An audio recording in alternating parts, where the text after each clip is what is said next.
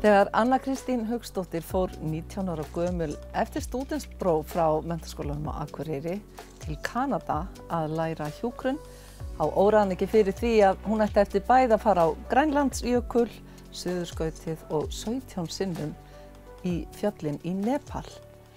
Velkomin. Takkar fyrir. Þegar ég var að reyna að ná í þig, þá varst að ganga hér upp á súlur. Ertu enn í fullu fjöru og gengur allt sem þig langar? Já, ég komst upp á toppinn. Þú komst upp á og niður aftur. Ótrúlegt. Og það gekk vel. Og það voru engir aðrir Íslendingar á fjallinu, þetta voru allt útlendingar. Það var hvasst. En þú ert nú öllu vön úr gönguferðum og fjallaferðum. Já, öllu vön. Segðu mér, af hverju fórstu til Kanada að læra hjúkrun á sínum tíma? Vegna þess að ég sko hafði, ég gat lært hérna á Íslandi en ég vildi ekki læra á dönsku. Ég gat farið til Skotland sem mamma vildi ekki ekki að ég færi þangað vegna þess að mér myndi vera svo kalt og ég myndi ekki fá nóg að borða. Og svo þá var það Kanada, Winnipeg General Hospital ein af systurum pappa hafði lært hjúkrun þar. Svo ég fór þangað. Hvernig var það ferðalag? Það var ekki flogið á milli landa þá. Þú þurftir að taka skip eða hvað? Hvernig fórstu? Fara með skipi. Já. Hvað var þetta löng ferð? Veistu, ég man ekki hvað var löng. En ég var sjóveik, því það var hérna svo mikið veltingur, veðrið var ekki gott, en svo ég uppgötvaði það er best að standa úti, úti, og þá er ég minna sjóveik. Og hvar komst að landi? New York, já. Stóru borginni. Hvernig leist þér á? Já, ég bara tók það allt svona, þetta er bara svona og ég var nú að ferðast með konu hún vann fyrir Secretariat UN. Sameinuðu þjóðirnar. Já, hún vann þar á daginn og ég var heima hjá henni þangað til að ég var sett á lest til Winnipeg og ég var nú svolítið fyrsta sinn á lest og ég sko þegar ég hélt ég var að nálgast Winnipeg þá var ég alltaf stökk upp og spurja mann sem vinnur á lestinni hvort ég ætti að fara út hérna og svo næsta stopp á ég að fara út hérna og ég tók eftir hann fór að fylgjast með mér og hleypti mér út í Winnipeg. Já. Talaðirðu góða ensku á þessum tíma?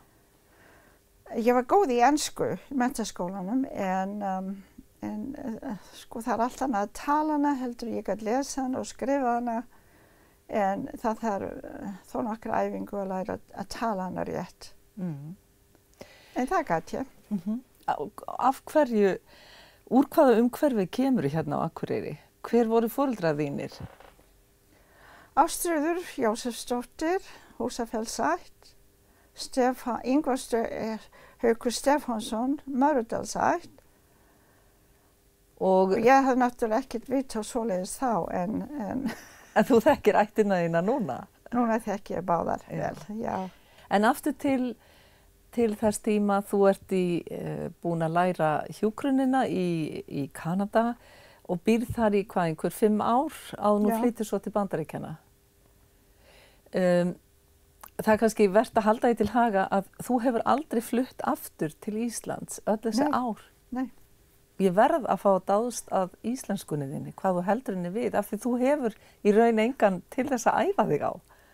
Nei, engan. Nei, hvernig fer maður að? Þess vegna kem ég hverju ári til Íslands. Þú gerir það? Sko, ég var að koma heim með krakkana mína í leigubíl og ég var það er svo gaman að tala við hérna bílstjórana í þessum bílum, þeir segja manni hlutin eins og eru. Og allt í einu segir hann, ert þú vestur-íslensk? Fannst þér það ekki? Þá fór ég að hugsa, tala ég enskuna svona bjagað. Og eftir það fór ég ákveði að koma oftar heim og reyna að svona hljóða ekki svona vestur-íslensk. Ég alltaf Íslendingur. Já. En þessi listræna ævintýraþrá, eins og ég vil eiginlega bara kalla þetta líf þitt, svolítið frá pabbaðinum, annað frá mömmuðinni, ómeðvitað samt. Þú ferð að ganga á fjöll. Af hverju? Já, ég var að vinna í Seattle og ég fór í fjallgöngu með öðrum hjúkrunarkonum. Og það byrjaði svoleiðis. Og svo bara fór ég að fara meira og meira. Erfiðara göngur og núna að minnsta kosti einu sinni í viku í fjallinn. Og þeir sem kunna reikna vita að þú ert 88 ára í dag, þó ég veit að þú hugsar ekki mikið aldur. Ég man aldrei hvað ég gömul. Ég var með Lili hérna daginn, vinkonu minni, við erum fæddar sama dag, sama ár. Já. Og ég sagði, hvað erum við gamlar? Já. Ég get ekki minna, ég man ekki hvað fólk gamalt þegar ég gömul eða. Það bara manneskjan. Já. Og það hefur líka drifið þig áfram. Þú ert ekki bara að ganga á fjöll í Bandaríkjunum eða Kanada. Segðu mér frá fyrsta ævintýrinu þínu í Nepal og af hverju Nepal? Já, það var einhver náungi sem kom og heimsætti vini í bænum og hann fór að tala Nepal og sína myndir. Svo ég ákvað, það væri gaman að fara þangað. Svo ég var einu sinni upp á háu fjallið þá þarna fyrir vestan með vinkonu minni og við vorum í þvok og við heyrðum raddir og við ákváðum að tala við þetta fólk þarna og það var í æfingu, konur í æfingu til þess að fara til Nepal. Og svo þar gaf mér upplýsingar hvernig að ná sambandi við þann sem var að skipuleggja. Og það var kona sem hafði verið unnið í Nepal og við vorum bara 4 held ég sem fórum til Nepal. Og þessi kona, ég vissi ekkert hún ákvaða að við skuldum fara upp á yfir þetta, það er hátt skarð, það er næstum því 18.000 fet á hæð og svo verður að segja að það voru svo miklu snjóar, það var ekki ráðlegt að fara en í lokin þá ákvaðum við að fara og það gekk við komum upp að, þegar hún komin upp að síðasta bænum, við gengum allar í pilsum. Já. Og ég gekk alltaf í pilsum. Af hverju? Vegna þess að ef maður vill að þá, ef þú varst karlmaður, ef þú varst í buxum þá varstu karlmaður. En ef þú varst í pilsum þá minnst konurnar vissu að þú varst kona og það var auðveldara að ná sambandi við þær. Og við komum inn í þennan bæ, það var snjór og það voru menn frá Nýja-Sjálandi að búa sér til þrúgur. Já. Og þegar þeir sáu okkur, þá sagði þeir kölluðu okkur ekki fallegu nafni, en ef þessar geta farið yfir skarðið í pilsum, þá þurfum við engar þrúgur og þeir bara hendu þeim Já. og hætti að búa til þrúgur. Og fóru á eftir ykkur. En hérna, Þið komust já, svo komum við í base camp, sem það kallar base camp, og það voru margir þarna og tjöld alls staðar og við sváfum vel nóttina og klukkan 8 vöknum og þá er ekki sála eftir. Allir eru farnir. Vegna þess að þegar maður leggur í svona göngu þá á maður að leggja stað klukkan 4 á morgni. En við höldum samt upp áfram og ég held að við í 16.000 feta hæð þá segir leiðsögukonan hérna ætlum við að stoppa og tjalda í snjónum og sem við gerðum og við höfum lítinn mat. Félagi minn var vön fjallakona og hún hafði safnað svolítið salgæti og köldum kartöflum og það er allt sem við höfum borðað. Já. En það bjargaði okkur tveiminnskosti og við hefum getað dáið þarna. Ekki vanar hæðinni sko. Og svo héldum við áfram næsta morgun og ég var fyrst á toppinn og þurfti að bíða eftir hinum koma. En hérna, já, og svo var það bara niður. Hvernig tilfinning var að vera þarna akkurat, upp á toppnum, komin alla þessa leið? Hvernig leið þér á toppnum? Á toppnum? Já. Ég var bara svona. Og 2 burðarmenn við hliðina á mér. En var það svona hvatning til þess að fara aftur, því að þetta var bara fyrsta ferðin þín, svo aftur eftir 16 aðrar? Svo ákvað ég að ég ætlaði ekki að fara með neinum öðrum næsta ár og ég fór ein. Skiplaði mín eina ferð, eigin ferð.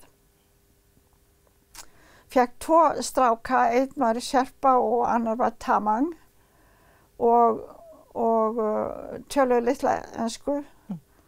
Og þetta var 52 daga ganga upp í fjallin og svo frá vestur til austur Nepal.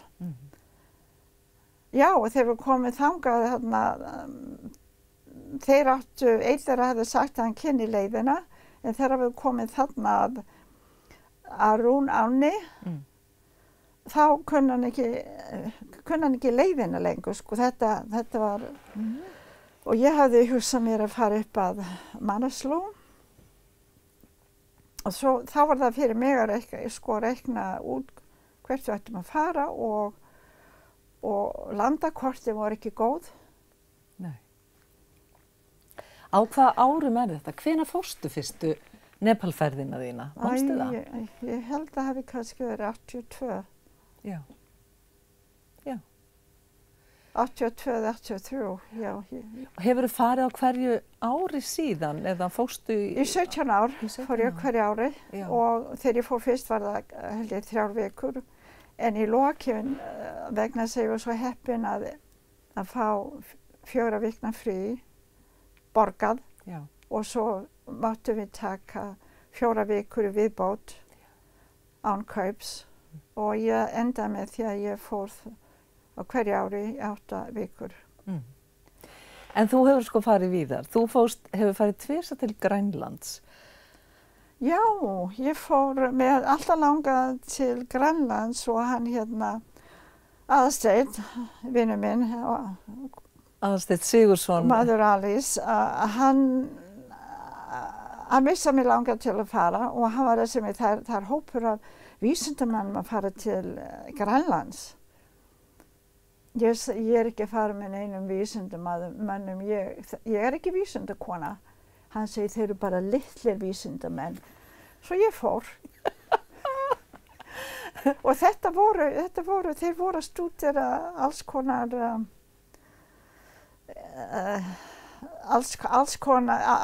í sambandi við Grænland. Hverjar jarðvegurinn og plönturnar og blómin og svoleiðis. En svo fór allir sitt í hvora áttina þegar við Og vi flugum Scoresbysund og så upp til Pingopass. Nú man ég það og ég man að flugmaðurinn, þetta lítið flugvél, flög í hring eftir hring og ég var farin að verða hrædd að við hefðu, sko, bensínið myndi vera búið. En svo allt í einu lentan. Íslandingar eru svo góðir flugmenn og við lentum og öllum farangurinn var hent út og flugvélin fór í burtu og þarna voru við skilir eftir. Hefur aldrei fengið svona tilfinningu í hvað ég búin að koma mér? Nei. Af hverju ekki? Hvernig sleppur maður við það? Já, yfirleitt ég ekki trædd. Nei. Þú varst ekki trædd þegar þú fórst til Suðurskautslandsins, eða hvað? Nei. Suðurskautið? Já. Nei, það var að fljúa til Ushuaia, síðustu bæinn held ég í Suður-Ameríku og þaðan með skipi, svona ferðaskipi lítið yfir sundið, það sem að Kyrrahafið og Atlantshafið mætast og það mikið svona ólga í sjónum og það siglt yfir það og svo var lent hér og þar. Þetta var löng ferð, ég var mjög heppin að geta séð svo mikið og fara í land og ganga og ég dáði svo mikið á Shackleton.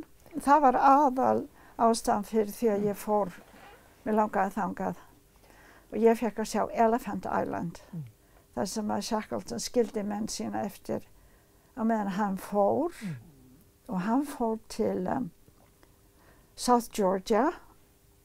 Hann bara lenti öfugum megin við eyjuna því að hann var að leita hjálp. Og það voru norðmenn, hvalveiðamenn held ég, og þeir veitu hvali og seli og fyrir olíuna. Og svo að Shackleton þurfti að ganga upp og yfir til þess að komast þangað. Og ég man þegar ég las söguna og honum fannst það alltaf verið eins og við myndum kalla það fylgja. Það var alltaf einhver auka sem var fylgdi þeim eftir. En skipið sem ég var á sigldi að þar sem hvalstöðin var, sem núna ekki hvalstöð lengur. Nei, það var já, og þar fór ég og sá gröf Shackletons, hann lagður þar. En við fengum líka að þeir sem vildu fara í land og ganga upp svona smá fjall, upp og yfir. Og það voru síðustu 6 mílurnar sem að Shackleton gekk sjálf til að þessari hvalstöð. Ef þú dregur saman svolítið þessar ferðir þínar heiminn, þú hefur nú farið víðar, Afganistan veit ég og þú ert búin að fara allan heim. Flestan löndin, með Asíu fóngað tvisvar. Já. Hvað það sem dregur þig alltaf áfram? Af hverju ferðu þessi ferðalög? Ég hef alltaf áhuga á því að læra fólkið, læra að kynna mig menninguna, taka eftir forvitnin. Og hvað það sem að þú hefur lært á þessu þá? Hvað lærir maður á ferðalög? Við erum öll í sama bátnum. Ef þú sko undir húðinni, hvað sem hvítur eða svartur eða brúnn eða gulur, við erum öll eins. Við höfum hjartu og lungu og sko ef að húðin væri flysjuð af, Já. sko eins og kartabla. Þá erum við erum öll eins. Við ölumst upp í alls konar menningum. Og ég er forvitin hvernig aðrir lifa ýmsa menningar. Það er forvitnin sem dregur þig áfram. Forvitnin. Að lokum... Númer 1. Forvitnin númer 1. Að lokum Anna, hvað verður næsta fjall sem þú klífur? Hvert ætlar Fjall sem ég flýg? Nei, hvert verður næsta fjall sem þú ætlar að fara á?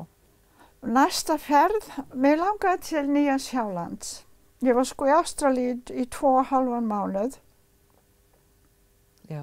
Og kynntist menningunni þar. Og fór að fara sko í Arnhem-land og lengst norður til Darwin og heimsækja, fara í land innfæddu. Þar sem að nú er þeirra land en áður var það öll Ástralía sem var þeirra land. Ætlar að fara til Nýja-Sjálands næst? Mér langar til að fara þangað, já. Og Afríku. Kynnast fólki í Afríku. Það er nú eitthvað fólki hér frá Afríku. Og ég hef talað við 2. Sýttu hvoru landinu og það sem ég var svo hissa á, ég byrja alltaf að tala íslensku við fólk. Og þessi 2 kona sem ég hitti í Bónus tala íslensku og hún talar svo fín í íslensku. Ég verð að læra íslensku vegna þess að strákurinn minn er að læra íslensku. Og ungu maður svartur á flugvillunum. Ég geng alltaf upp alla stiga sko, það er ein æfingin. Ég var að ganga upp sem hann var eitthvað að þrífa til, stendur upp og lít fram og brosandi út af eyrum og sagði eitthvað við mig á íslensku. Og svo við tölum saman á íslensku. Góður heimur og ég bara dáist af þeim. Nú ert að fara aftur heim til Bandaríkjanna bara á næstu dögum. Hvenær sjáumst við næst? Hvenær sérðu mig næst? Já, hvenær sé ég? Næsta ár. Sé ég þið eftir ár? Ha? Sjáumst við eftir ár? Já. Já. Það verður gaman að vita þá hvar spor þín hafa legið á þessu ári. Anna, þakka þér innilega fyrir að koma og segja okkur. Þakka þér fyrir. Örlítið brot af sögunni þinni. Ég geti talað við þig í marga klukkutíma. Takk fyrir þetta.